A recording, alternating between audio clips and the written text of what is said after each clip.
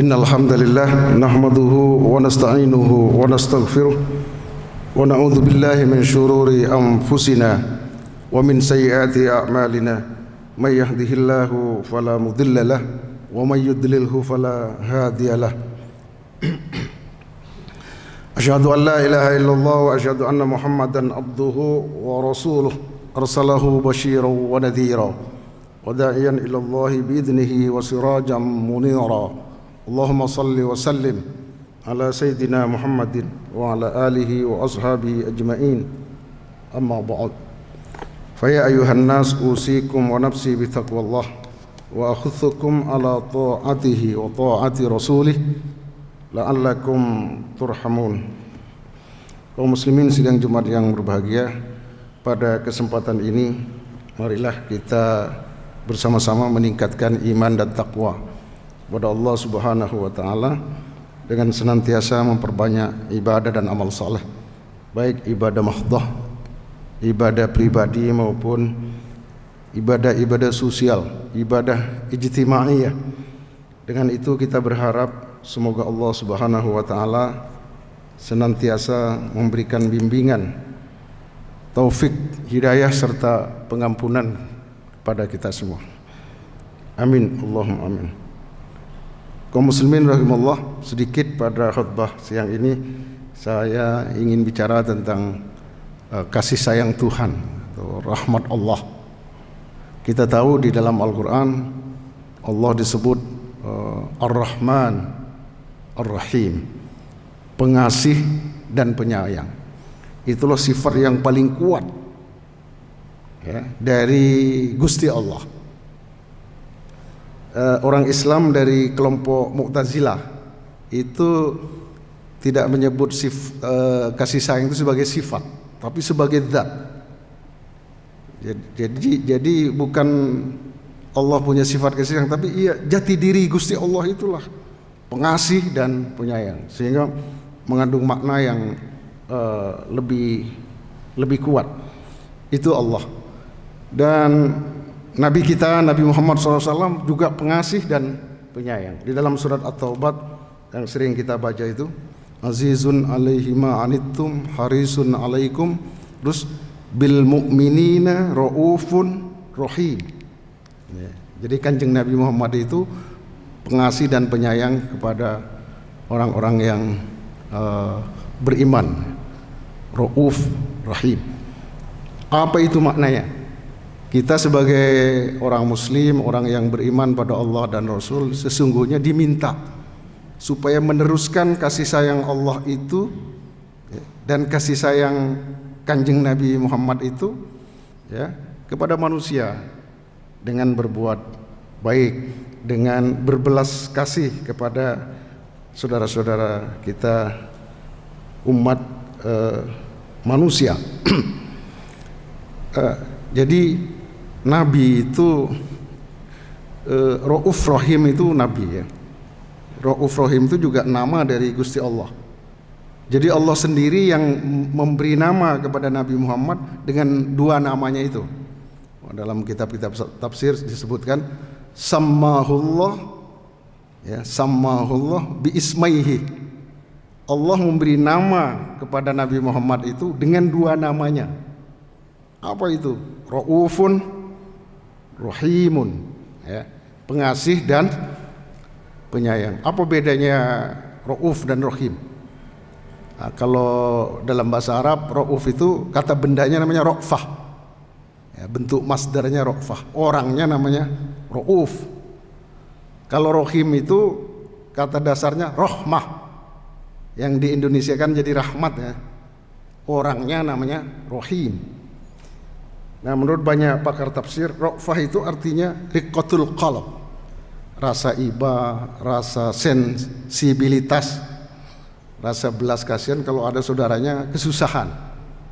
Ya, sampai di situ itu namanya Ra'fah. Ya, ada orang tidak belas kasihan walaupun saudaranya susah. Itu artinya tidak punya sifat Ra'fah. Sedangkan rohim itu lebih tinggi ya.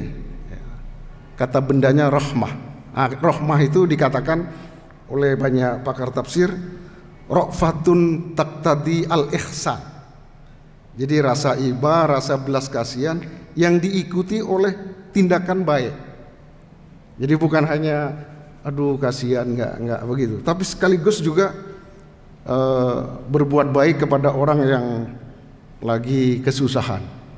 Ya, jadi rahmah itu ada ra'fah ya. Tapi tidak setiap ra'fah itu ada rahmah. Jadi rahmah itu lebih tinggi. Tapi kita bisa mengatakan ra'fah itu pendahuluan dari rahmah. Orang kalau enggak punya belas kasihan, biasanya dia tidak ada tindakan, tidak ada kebaikan ya, moral maupun material. Itu ra'fah dan rahmah. Kaum muslimin rahimahullah, kalau dalam psikologi modern itu ra'fah itu bisa disamakan ya, mirip artinya dengan empati ya, empati. Kita sebagai orang Islam harus punya empati, itulah ra'fah ya. Kalau dalam psikologi modern itu empati diartikan putting yourself in the other shoes. Anda meletakkan diri Anda di sepatu orang lain. Ya, maksudnya ikut merasakan, kira-kira gitu. Ikut merasakan kesulitan yang dialami oleh saudara kita. Itu namanya empathy. Ya, kita mencoba menempatkan diri kita seperti orang itu. Misalnya kalau sekarang ini banyak saudara kita kena corona itu, ya kita ikut, gimana susahnya itu. Harus berpisah dari keluarga, tidak bisa bekerja, bukan hanya 14 hari tapi bisa berbulan-bulan, dan dibayang-bayangi oleh kematian. Kita mencoba membayangkan seperti kawan yang susah itu namanya ra'fah, itu namanya empathy. Nah, yang kedua namanya sympathy, ya, simpati dalam bahasa Indonesia. Nah, simpati itu rahmah, karena dikatakan simpati itu feeling atau compassion, rasa iba, rasa belas kasihan, tapi diikuti oleh piety. Ya, piety itu beramal soleh kemudian datang nengok gitu, bantu kasih makan karena dia diisolasi. Jadi kalau simpati itu bukan hanya belas kasihan, tapi diikuti oleh piety ya, to the hardship that other people encounters ya, beramal saleh mengurangi kesusahan itu ya, karena kesulitan yang diderita oleh kawan kita, itu namanya simpati. Kaum muslimin sidang Jumat yang berbahagia, di dalam Al-Quran di surat Al-A'raf 156, rahmat Allah, kasih sayang Allah itu dikatakan luas sekali, seluas langit dan bumi, bahkan melebihi. Ini saya bacakan ayatnya, bismillahirrahmanirrahim. Wa rahmati wasi'at kulla syai'. Kata Allah, rahmatku menempati atau melingkupi segala yang ada. Jadi segala yang ada ini sebenarnya wujud dari rahmat Allah. Mahmud Shaltut, ulama besar dari Azhar itu, pernah Syekhul Azhar, dia mengatakan sebenarnya semua anugerah yang kita punya itu wujud dari rahmat Allah itu. Kita pernah lahir ke dunia itu rahmat. Punya istri, punya anak-anak yang soleh dan solehah, itu manifestasi dari rahmat Allah. Bahkan kata Shaltut itu, Al-Quran diturunkan ke dunia itu wujud dari rahmat Allah. Kan di surat Ar-Rahman ya, Ar-Rahman 'allamal Quran. Allah Tuhan yang Maha Pengasih dan Penyayang mengajarkan Al-Quran. Itu kalau menurut Shaltut, seandainya tidak Ar-Rahman, Al-Quran itu tidak diturunkan. Manusia dibiarkan hidup dalam kegelapan tanpa bimbingan dan petunjuk Allah. Karena Ar-Rahman maka Allamal Quran. Sangat luas. Lalu pertanyaannya itu gini ya, apa bedanya rahmat dengan nikmat? Itu kan mirip-mirip. Rahmat, nikmat.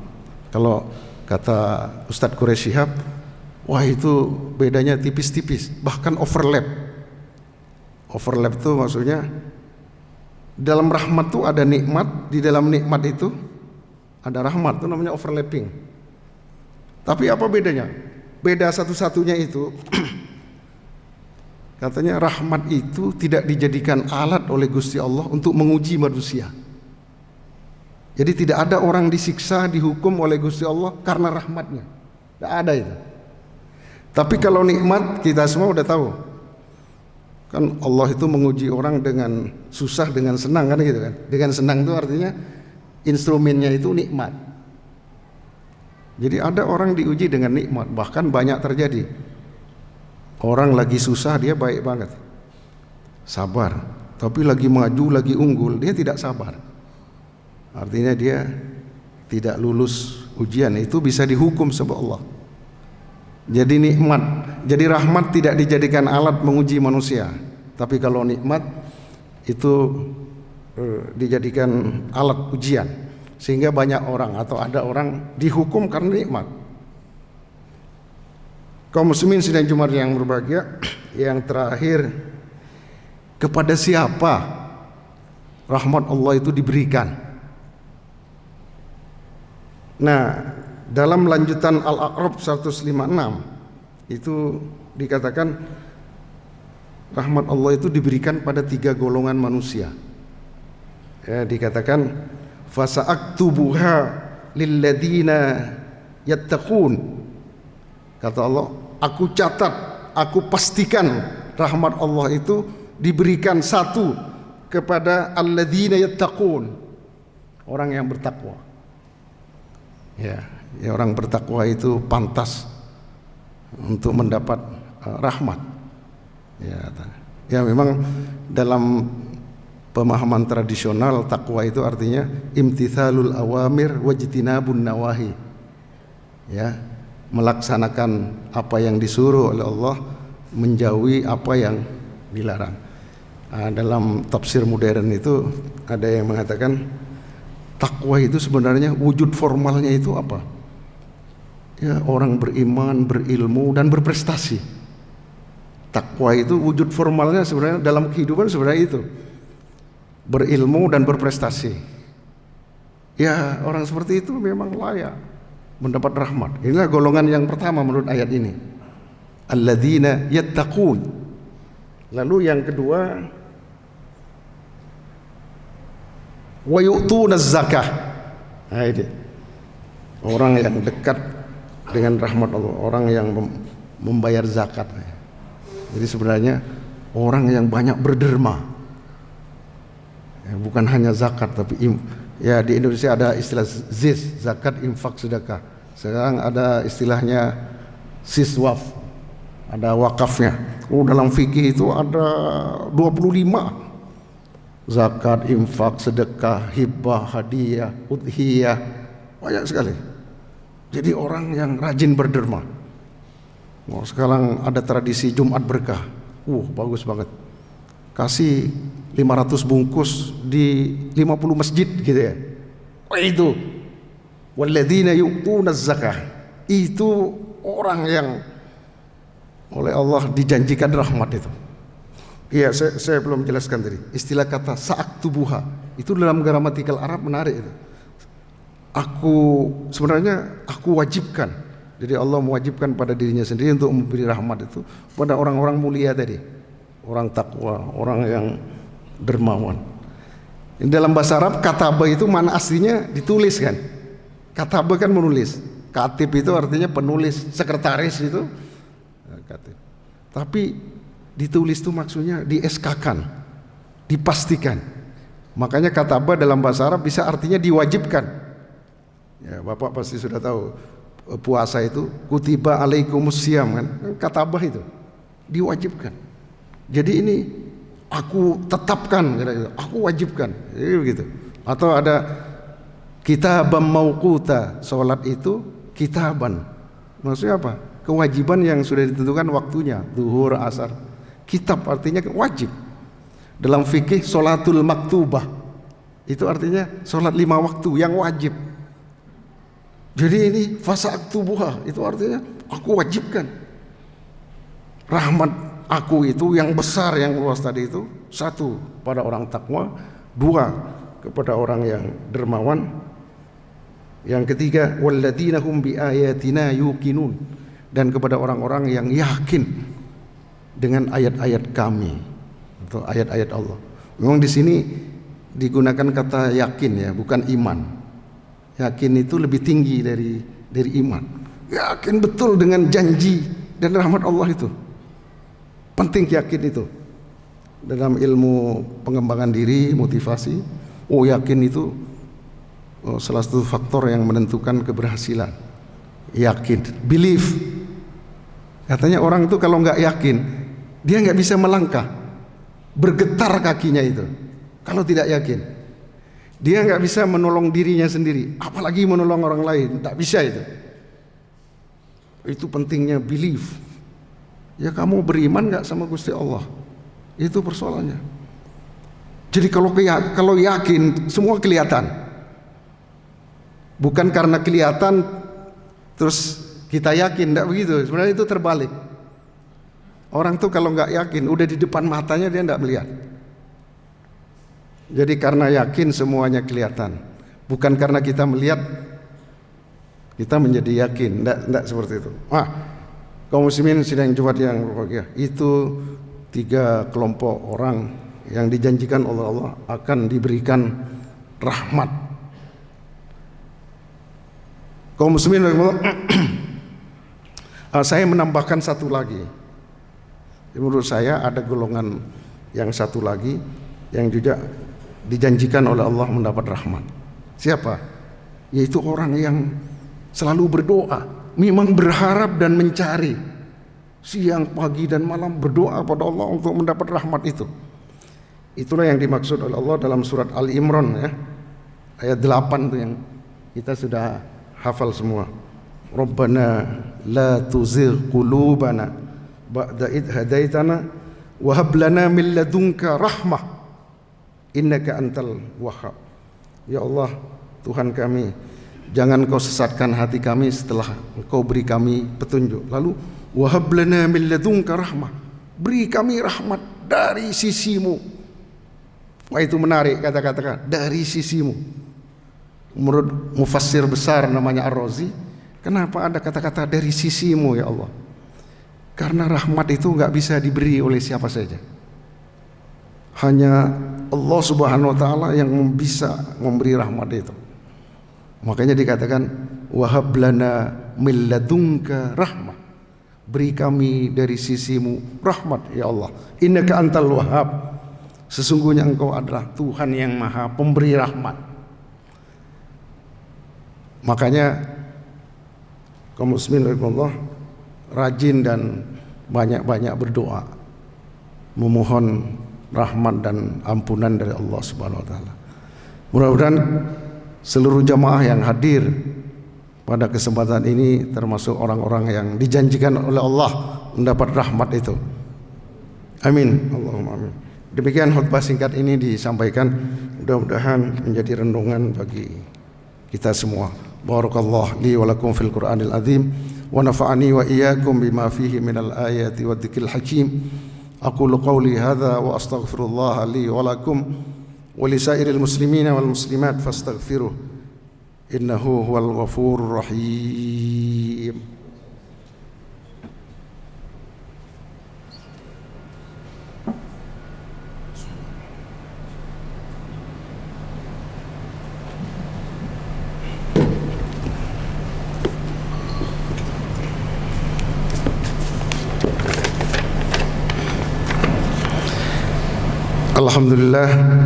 Alhamdulillahilladzi bidzikrihi tatmainnul qulub wa bifadlihi wa rahmatihi tughfarudz dzunub.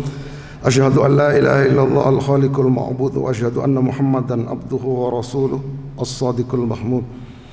Allahumma salli wa sallim wa barik ala sayyidina Muhammad wa ala alihi wa ashabihi dzawil karami wal jud wa sallim tasliman katsira. Amma ba'd. Fa ya ayyuhan nas ittaqullaha haqqa tuqatih wa la tamutunna illa wa antum muslimun.